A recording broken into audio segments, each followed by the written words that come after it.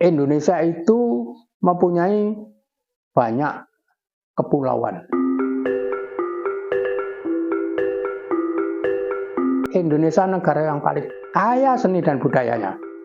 Kalau sudah Indonesia yang kaya semua itu, tidak menutup kemungkinan, jangankan orang Indonesia, orang luar Indonesia itu mencintai Indonesia karena kekayaan seni budayanya sangat beragam. Jadi kalau orang Indonesia sendiri nggak mencintai itu ya karena belum tahu aja.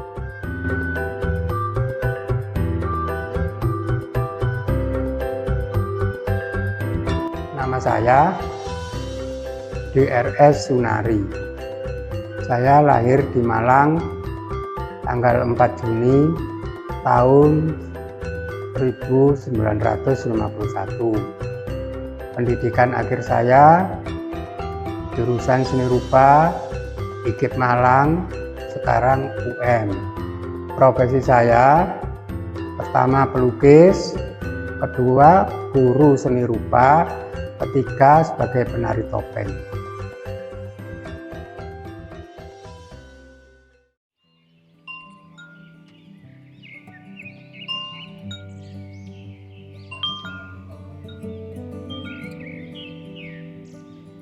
Saya itu sejak lahir, sejak kecil itu diambil anak angkat oleh kakek.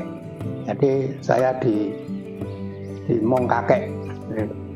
Nah, kakek saya itu punya banyak kepandaian. Kakek saya itu seorang arsitek. Kakek saya itu arsitek, terus juga bisa melukis, bisa juga bikin sepatu. Itu saya ingat, sehingga kalau pada saat sepi order tentang membangun rumah, maka kakak saya itu bikin sepatu. Kalau lagi bikin sepatu sepi, melukis. Dan ternyata 3 profesi itu berjalan dengan lancar baik.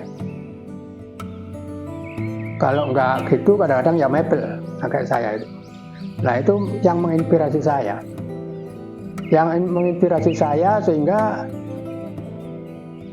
saya mulai kecil itu terlibat dengan profesi-profesi yang dilakukan kakek saya. Di arsitek, di mebel, di kerajinan sepatu, dan di lukisan. Nah, terus kakek saya, waktu saya masih SD, kakek saya bilang saya, kamu jangan menyontoh saya punya profesi yang berat-berat. Artinya yang jadi arsitek itu berat. Jadi pemborong arsitek itu berat. Sering bangkrut, sering naik, bangkrut, naik. Maka mebel juga gitu, katanya kakek saya. Agak berat, jadi tukang kayu itu berat. Maka kakek saya itu menyarankan saya, kalau kamu milih profesi yang ada hubungannya dengan saya, kakek saya bilang, pilih aja jadi pelukis. Nah, ternyata itu sebenarnya bukan pilihan kakek saya, juga pilihan saya. Akhirnya saya pilih jadi pelukis.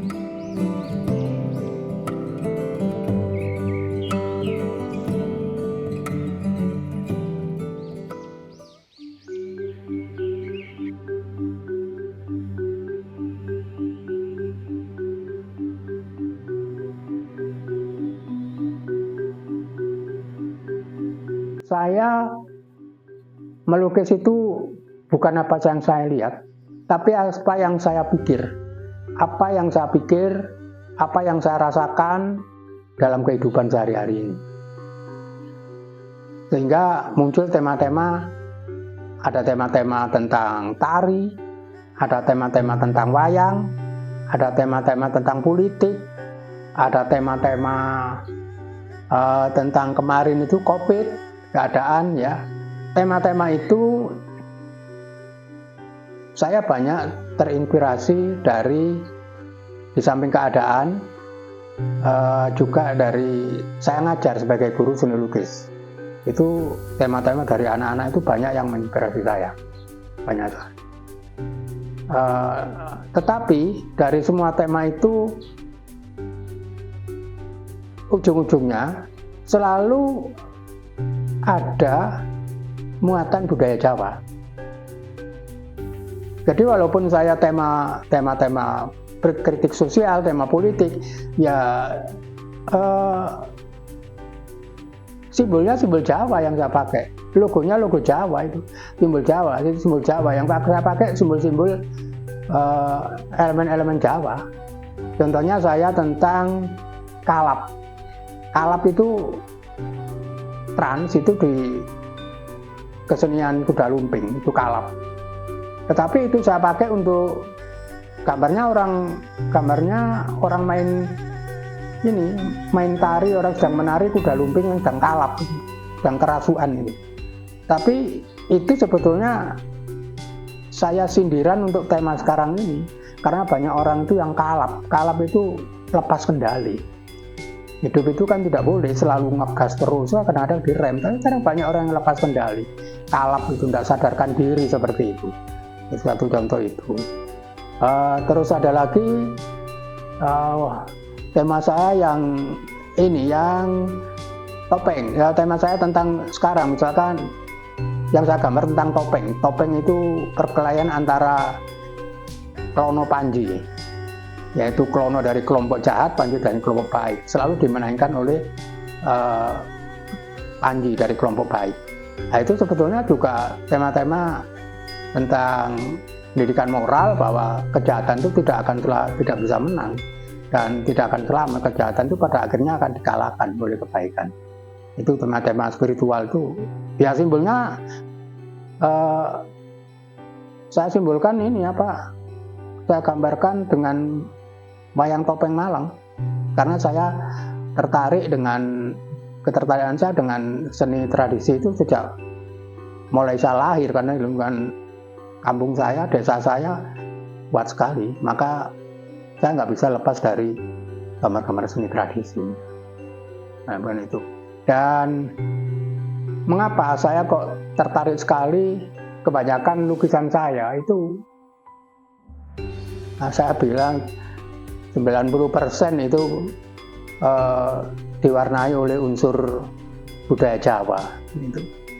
Sehingga waktu saya pameran tunggal itu, salah satu teman saya bilangnya, juga ada dua teman saya, yang satu sama lulusan seni rupa, yang satu calon profesor ini, dosen UM, yang satu mau jadi profesor, masih mengajukan profesornya.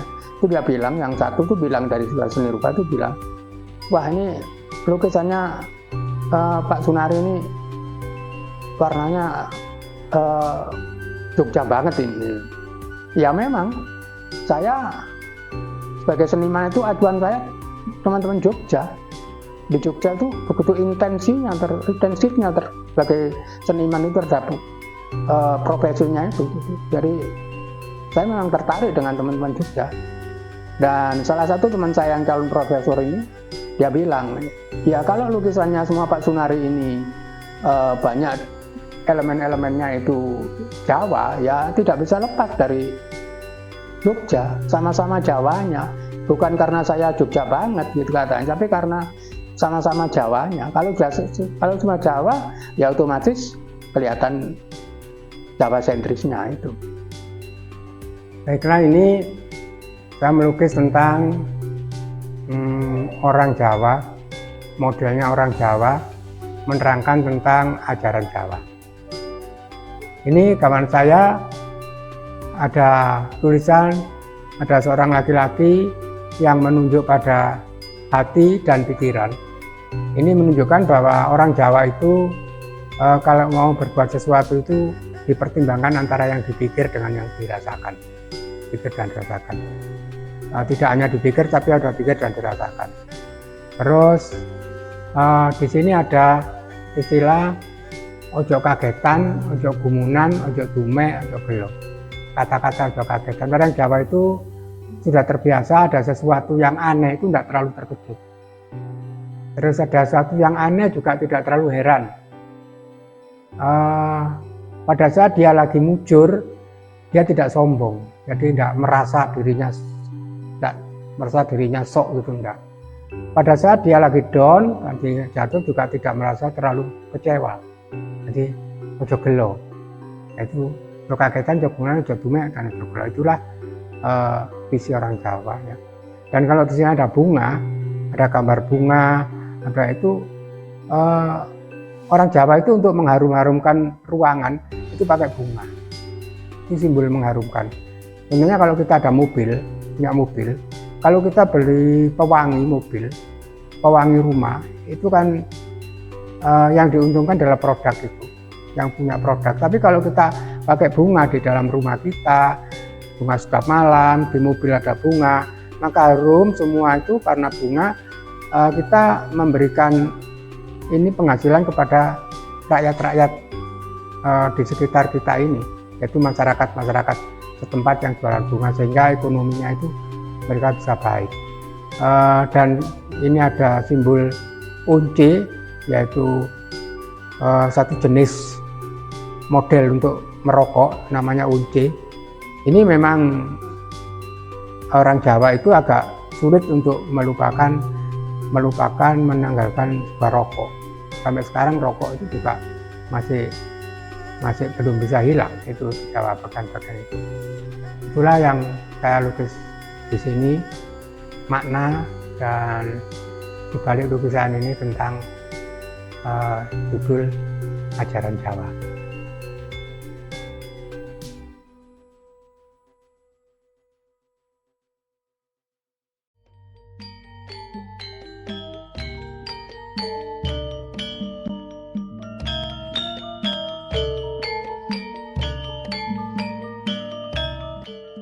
Yang saya lakukan untuk mengangkat budaya Jawa selain seni lukis adalah tari dan wayang. Kebetulan saya seorang penari topeng dan istri saya penari juga, anak-anak saya penari, di rumah saya juga sanggar tari. Jadi tari itu kebanyakan tari Jawa karena kita hidup di Jawa. Nah, jadi harus menumbuh kembangkan tari Jawa. Kalau kita hidup di Sumatera harus mengembangkan tari Sumatera itu. Dan di Malang ya harus menumbuh kembangkan tari Malangan. Yaitu Malang itu punya basicnya yaitu tari wayang topeng. Dalam wayang topeng itu banyak mengandung tarian.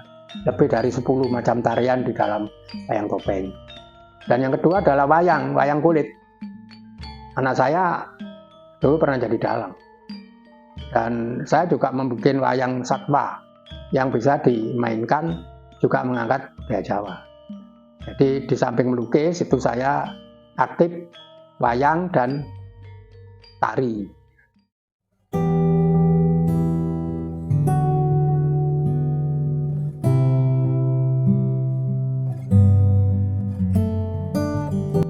Kenapa saya tertarik banget dengan budaya Jawa itu? Kita perlu ketahui, Indonesia itu mempunyai banyak kepulauan, negara yang kaya kepulauan. Dunia Indonesia. Dua, Indonesia kaya tentang etnik, paling banyak macam etniknya. Ketiga, Indonesia kaya dengan bahasa daerah. Sedunia nggak ada yang paling kaya Indonesia. Dan keempat, Indonesia negara yang paling kaya seni dan budayanya. Buka aja di Google. Nah, kalau sudah Indonesia yang kaya semua itu, tidak menutup kemungkinan, jangankan orang Indonesia, orang luar Indonesia itu mencintai Indonesia karena kekayaan seni budayanya. Sangat beragam. Jadi kalau orang Indonesia sendiri nggak mencintai itu ya karena belum tahu aja. Dan yang tak ketinggalan, yang paling inti, di dalam seni budaya Jawa itu banyak mengandung unsur pesan moral, unsur spiritual. Bahkan di Jawa ada yang namanya aliran kepercayaan. Itu. Jadi itulah yang saya tertarik. Karena nilai-nilai pesan moral dan spiritual itu, kalau kita lihat karya-karya di negara lain, banyak karya di, anggap aja di Amerika atau di Eropa, kalau di sana ada karya misalkan tentang gambar atau lukisan orang mancing memang. Ya cuma orang memancing.